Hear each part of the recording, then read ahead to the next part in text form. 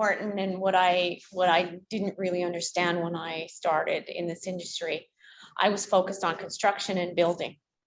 So I was focused on the physical build of a project, and not necessarily the soft skills. I think where we lack is the soft skills, stakeholder management, understanding the culture, and really developing those relationships and those collaborative sessions, and really focusing on those soft skills. I think it's critically important as a project manager to be good at communicating, to work on your communication skills, take communication skill courses, understand how to articulate your ideas and be heard and understood. So I think that's critically important. That would be my advice in moving through this field.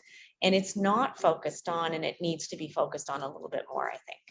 In any contract, in any construction contract, especially right now, we're under all of these pressures, procurement, supply chain, we look at in a traditional contract where you have clauses for force majeure, that lands on the owner usually. And I've had some interesting discussions in this past year. It's like every force majeure you could possibly think about has happened, between war and flooding and fires, and I could go on, that we've hit every force majeure that we've put in. So we've had to put in some clauses in the contracts to deal with these types of situations. But one thing that, circling back to our very first discussion about words and what's the single word, and one thing that didn't really come out, I think, is trust.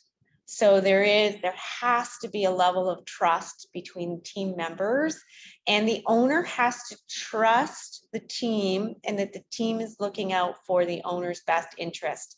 And when you have that trust, you're certainly much more comfortable in managing those risks, because yes, any contract structure is going to have risks, and it will end up with the owner in some shape or form in the end of the day.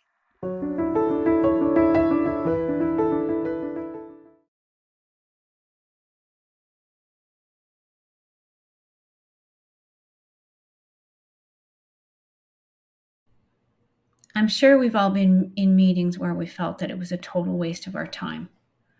Circular conversations can be frustrating because they lack a solid foundation of logic and fail to address the underlying issues or questions. In constructive discussions, participants strive to provide evidence, reasoning, and valid support for their claims rather than relying on circular reasoning. A circular conversation, also known as circular argument or circular reasoning, occurs when a person makes a claim, assertion, or argument that assumes its own conclusion.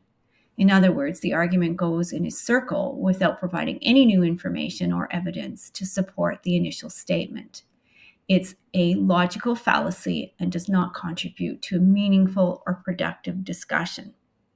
The acronym ELMO, where it stands for Enough, Let's Move On, suggests a desire to conclude a discussion or topic and move forward to the next point or action. This acronym is often used informally to express a decision to stop dwelling on a particular subject and transition to the next agenda item or activity, being much more efficient.